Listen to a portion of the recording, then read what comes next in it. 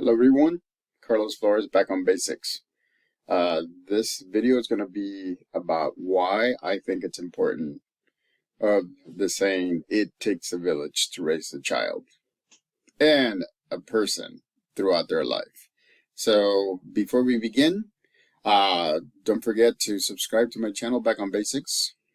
Hit the like button and then also hit the notification button so that way you can see when new videos come along.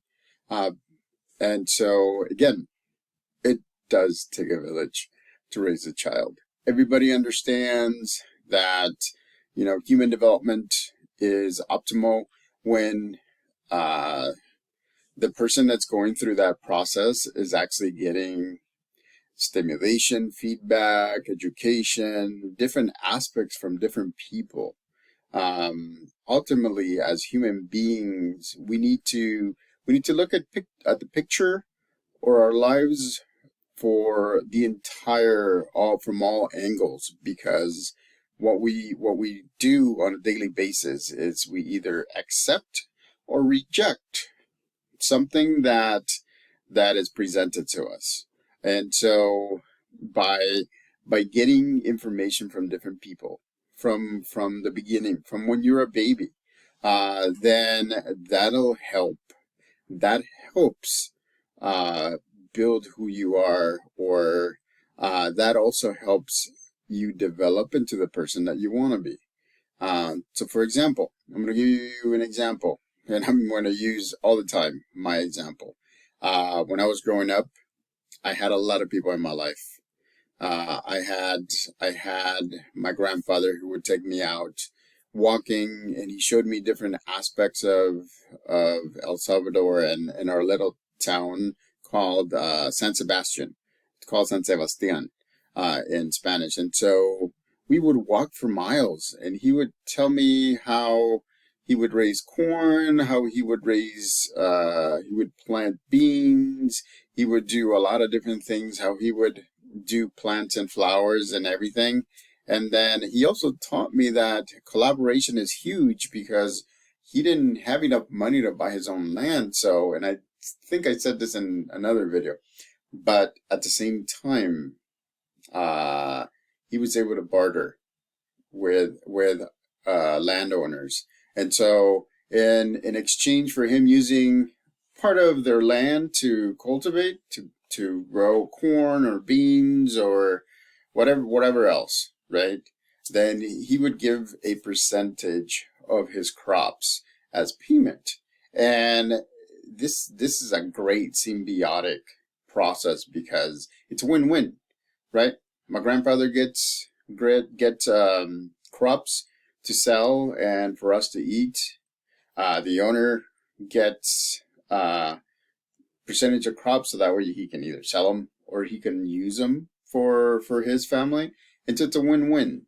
And so he taught me that you don't have to be the one who puts money or invest in something in order for you to benefit from it.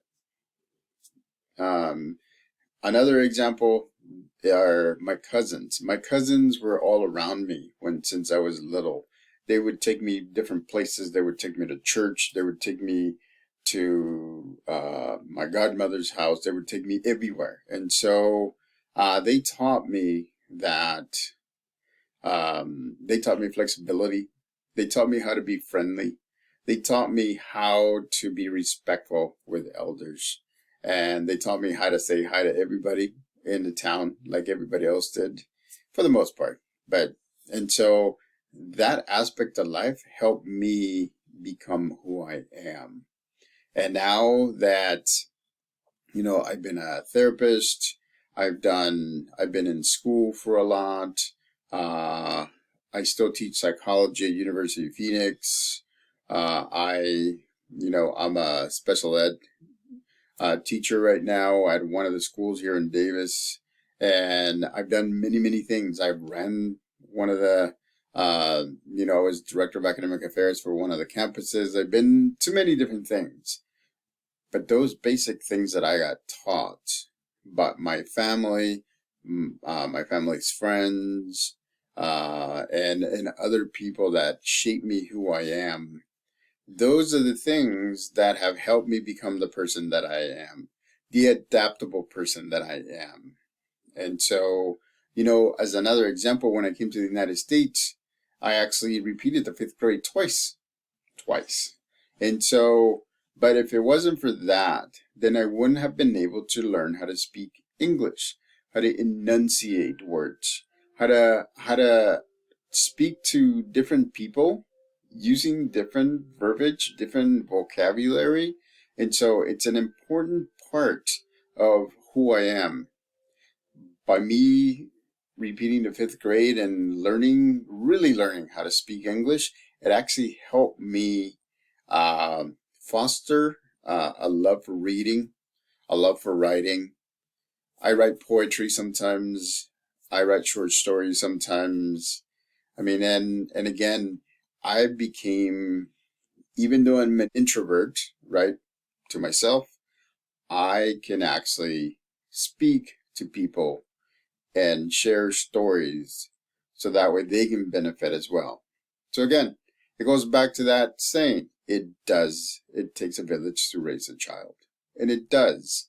And what I would add is, it takes a village to develop and empower not only a child, but a person from birth to death. Because it does. Everything helps.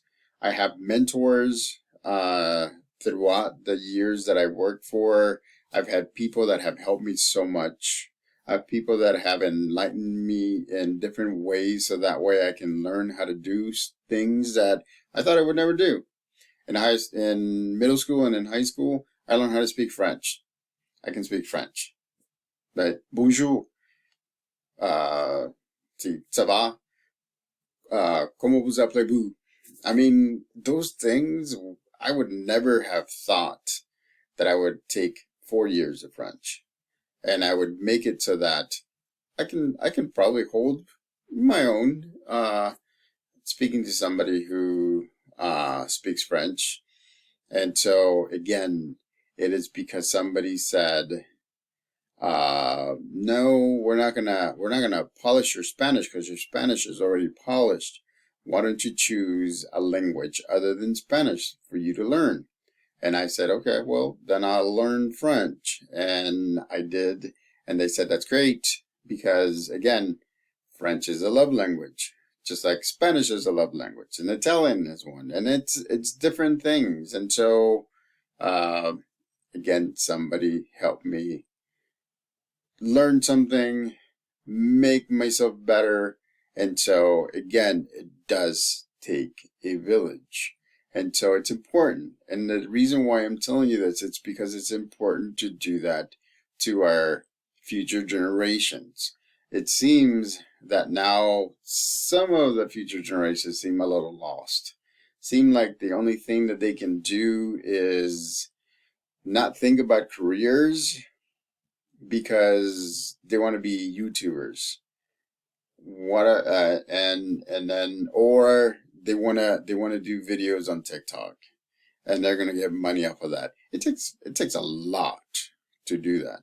I mean, if you see on YouTube, if you see the requirements that it takes for you to get the opportunity for you to apply to get monetary or sponsorships or memberships, it takes forever. That's the reason why I'm doing it, because I want to be able to do that. This is my 6th day. This is my 6th video. And so I told myself that I was going to do 1 video per day. So that way I can give you an array of topics, a library of topics. So you can actually watch some of my videos and with different topics, like today's. It takes a village, right? So again, I'll refer to one of my videos right now. I talked about meeting Candy Maldonado, one of the Giants players back in the 80s. And so he spoke with me when I went on a field trip. I didn't know how to speak English, so he spoke to me in Spanish. And he said, don't give up. Don't give up. I get it. You need to focus on what you need to focus. And so, again, that changed my way of thinking and motivated me to get to where I want to be. And it also motivated me to help people out. So it truly does make sense that it does take a village to raise a child. And it does take a village to develop and make better a person from birth to death. I mean, that's the thing, right? For us, for me, my philosophy is get better, get balanced, and be a better person every day, right? And so, again, back on basics, Carlos Flores. Subscribe to the YouTube channel, Back on Basics. Hit the like button, hit the notification button, so that way you can see or you can get notifications when new videos come on. But again, it does take a village to raise a child. Don't forget it, because this is an important thing.